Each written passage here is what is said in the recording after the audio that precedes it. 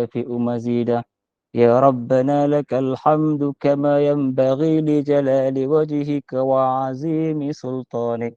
اللهم صل على سيدنا محمد طب القلوب ودوائها وعافية الأبدان وشفائها ونور الأبصار وضيائها وعلى آله وصحبه وبارك وسلم.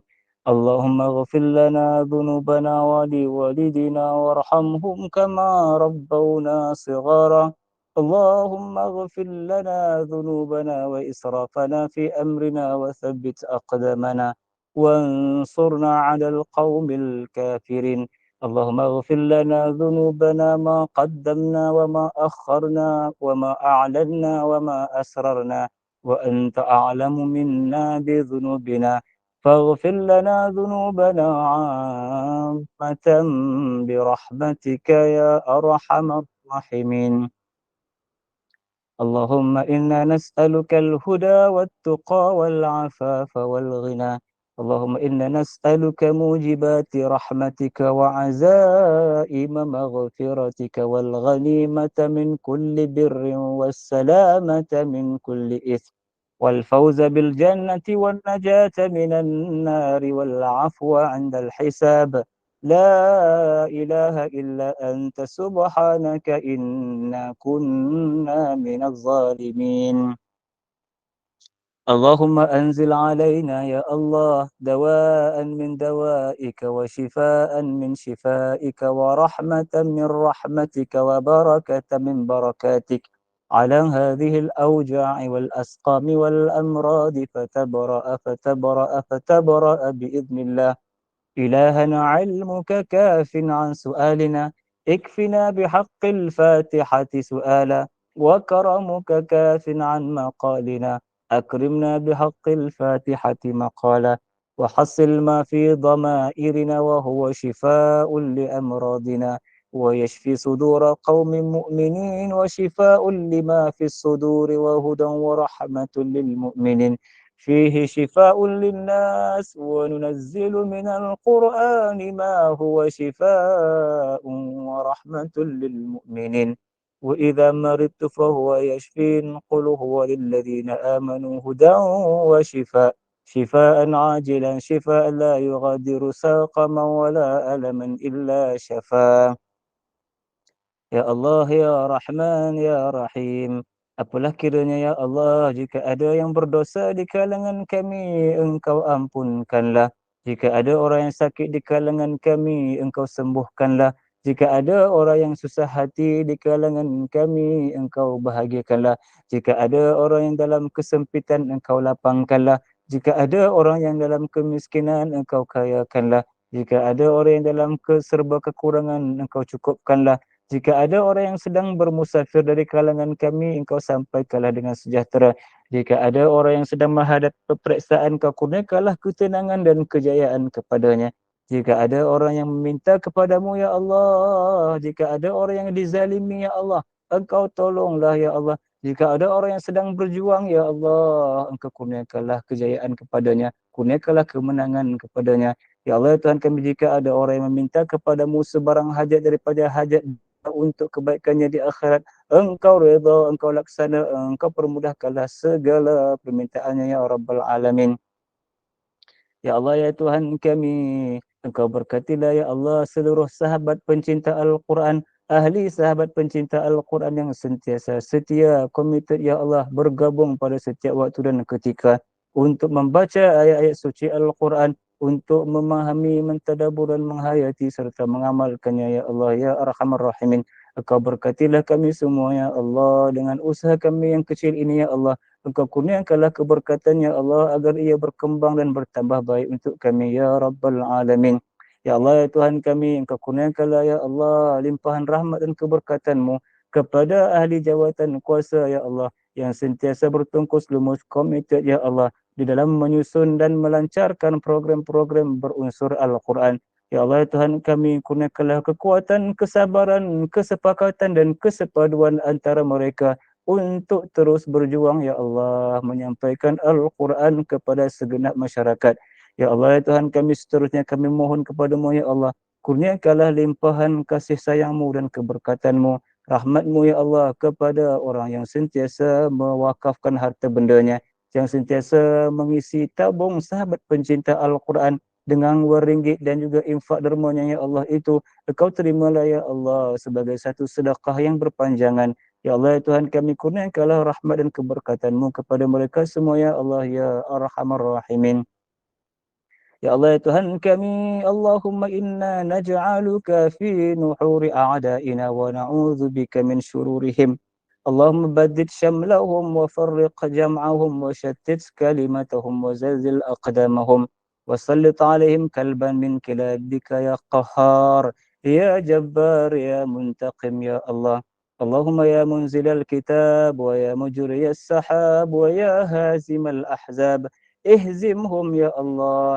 اهزم اليهود يا الله اهزم اليهود والنصارى وأعوانهم اهزمهم وانصرنا يا الله وانصر يا الله وانصر المسلمين وانصر المجاهدين يا الله في فلسطين وانصرنا عليهم يا الله بقدرتك وقوتك يا أرحم الراحمين.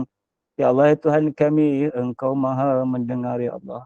Engkau maha melihat ya Allah. Engkau maha mengetahui segala-galanya ya Allah. Sesungguhnya kami ini tidak tahu apa-apa ya Allah. Kami ini tidak mempunyai kekuatan ya Allah. Kami ini tidak mempunyai sebarang kemampuan. Segalanya ya Allah dengan kekuatanmu, dengan kekuasaanmu dan kehendakmu jua ya Allah ya Arhamar Rahimin. Ya Allah, apalah kiranya ya Allah pada ketika ini ya Allah kami yang menadah tangan ini ya Allah. Tulus hati ya Allah, suci hati kami ya Allah, pilu hati kami ya Allah. Melihat apa yang menimpa saudara kami ya Allah. Saudara kami di Palestin ya Allah. Anak-anak yang mungkin sebaya anak kami ya Allah. Adik-adik yang mungkin sebaya adik kami ya Allah. Ibu-ibu yang sebaya ibu kami ya Allah. Kakak-kakak yang sebaya kakak kami ya Allah. Cucu-cucu yang mungkin sebaya cucu kami ya Allah. Saudara mara yang mungkin sama seperti saudara mara kami ya Allah. Di mana mereka ya Allah Engkau maha mengetahui ya Allah bencana yang menimpa mereka ya Allah. Kekejaman yang berlaku ke atas mereka ya Allah. Penjarahan yang berlaku, kebiadaban yang berlaku ke atas mereka ya Allah. Ya Allah ya Tuhan kami pada ketika ini ya Allah kami sangat sedih ya Allah, kami sangat pilu hati ya Allah mengenangkan saudara mara kami di Palestin ya Allah. Engkau kurniakanlah ya Allah dengan limpah kasih sayang-Mu ya Allah, perlindungan ya Allah kepada mereka yang masih hidup pada ketika ini ya Allah. Kurniakanlah ya Allah keselamatan ya Allah, perlindungan kepada sekalian kaum muslimin ya Allah dari seluruh peringkat usia ya Allah. Lelaki dan perempuan ya Allah yang sakit, yang sihat, yang tua, yang muda, Engkau peliharalah mereka di sana ya Allah. Ya Allah ya Tuhan kami Engkau kurniakanlah ya Allah semangat, jihad, juang dan ketekunan ya Allah.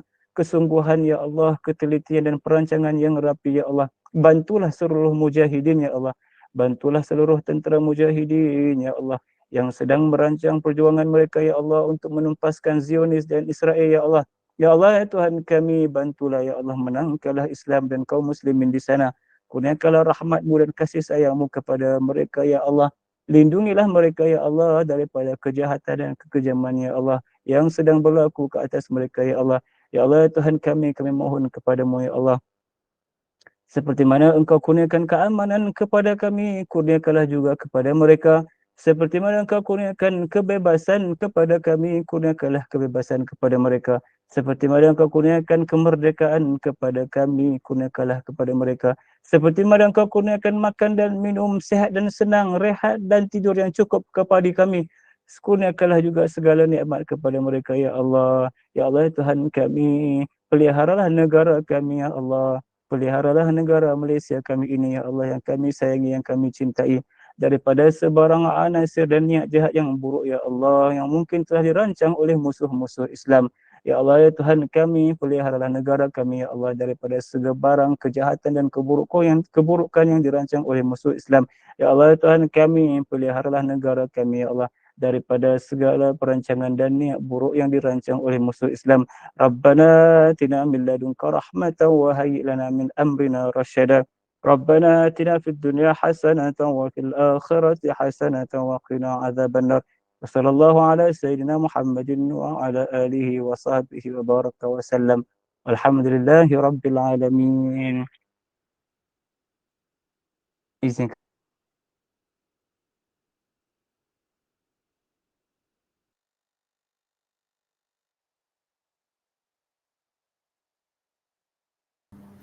Amin, amin ya Rabbal Alamin. InsyaAllah mungkin kita ada sambungan tadabbur daripada surah Yusuf ya Ustaz lepas ni.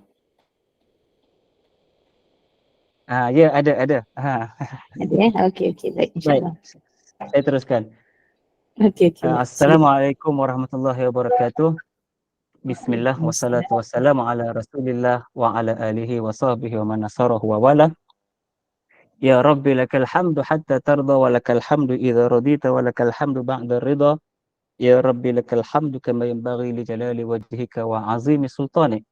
Allahumma salli wa sallim wa zid wa barik wa an'im ala sayyidina maulana Muhammad wa ala alihi wa sahbihi wa barik wa sallim. Alhamdulillah, syukur kepada Allah Subhanahu wa taala kerana dengan izin limpahan rahmat kasih sayang Allah kepada kita dan kepada seluruh kaum muslimin, Allah memberikan kita, mengekalkan, memelihara untuk kita nikmat yang paling besar, iaitu nikmat iman dan Islam.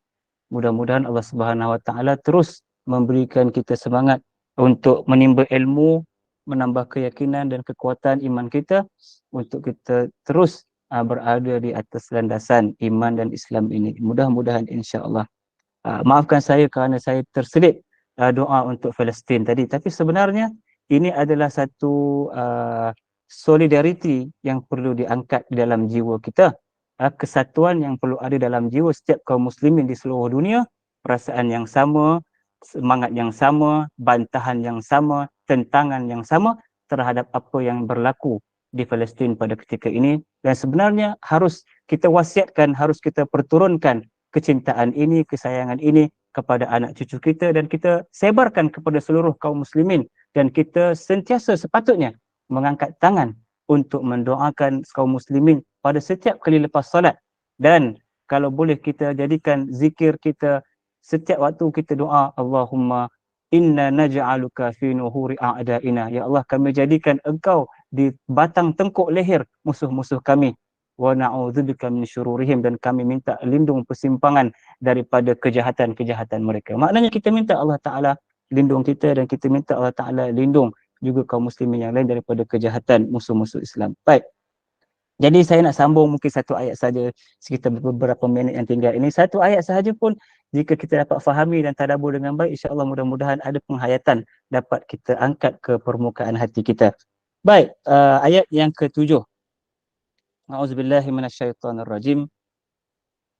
Laqad kana fi Yusuf wa ikhwatihi ayatun lis-sa'ili. Sadaqallahul azim. Sesungguhnya dalam kisah Yusuf dan saudara-saudaranya terdapat tanda-tanda kekuasaan Allah bagi orang yang ingin mengetahui. Cukup satu ayat, ya, menceritakan tentang kisah-kisah Nabi Yusuf, ya. Seperti mana pada mukadimah yang lalu kita dah nyatakan kisah Nabi Yusuf dan saudara maranya adalah ahsanal qasas, kisah yang terbaik, ya. Kisah yang terbaik. Ya, bermula daripada apa ini kekeruhan hubungan adik-beradik yang mulai keruh. Ya, perasaan adik-beradik yang tidak sebulat suara, yang tidak jernih, yang tidak baik. Sehingga mereka ini sanggup melakukan komplot demi komplot, komplot untuk kejahatan ke atas, melakukan kejahatan ke atas Nabi Yusuf. Yang mana semua ini menjadi tanda kekuasaan Allah sebenarnya, ya, untuk menambahkan keimanan kita. Manusia ini dia mesti ada pemikiran untuk menyelidik. Untuk menyelidik maknanya berfikir, analisis apa yang terdapat ataupun apa yang terjadi, apa yang diberitahu kepada dia. Jadi manusia ini dengan dua perkara, bersoal dan mencari jawapan. Maksudnya dia bertanya dan dia mendapatkan jawapan. Maka dia akan sebenarnya membawa kepada ataupun membuka pintu demi pintu, dimensi demi dimensi baru dalam pemikiran ataupun dalam kehidupannya. Jadi bila manusia melalui surah Yusuf ini, melalui rantaian peristiwa, ya, kalau kita sorot secara ringkas, ya, sorotan secara ringkas, Nabi Yusuf ni berbagai-bagai peristiwa berlaku kepada baginda Nabi Yusuf alaihissalatu wassalam. Bermula daripada dibuang ke perigi. Kan? Dibuang ke perigi, tak mati dalam perigi. Hidup di dalam perigi.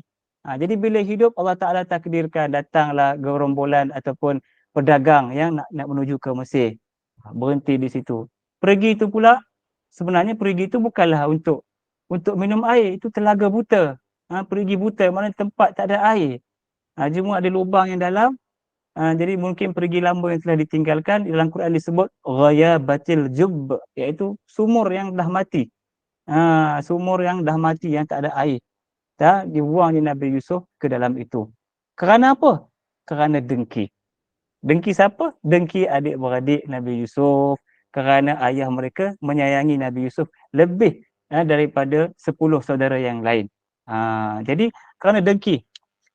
Ya, bila kita sebut 10 adik-beradik Nabi Yusuf, adik-beradik Nabi Yusuf, Nabi Yusuf dan adik-beradiknya adalah anak kepada Nabi Yaqub. Dan Nabi Yaqub antara gelarannya ialah Israel. Ya, Nabi Yaqub dipanggil Israel. Bani Israel jadi anak keturunan Nabi Yaqub. Bani Israel adalah anak keturunan daripada Nabi Yaqub. Jadi apa yang berlaku pada hari ini, ya, yang berlaku di Palestin, ini adalah hasil daripada kedengkian. Sifat dengki yang dibawa bukan saja sekarang, tapi dibawa daripada zaman Nabi lagi. Mereka begitu berdengki. Sifat dengki itu memang sangat mendalam dalam diri mereka. Sampai sanggup komplot mencampak adik mereka ke dalam perigi buta. Lihat ya, betapa perasaan dengki itu sangat bahaya. Adik-beradik sanggup dibuat begitu. Jadi kita balik kepada Nabi Yusuf untuk kita teliti betapa Allah Subhanahu Wa Taala nak bagi tahu kepada kita dalam cerita Nabi Yusuf ni memang ada tanda-tanda kebesaran Allah. Jadi tanda-tanda itu tidak akan muncul sekelip mata. Dia akan datang dengan persoalan.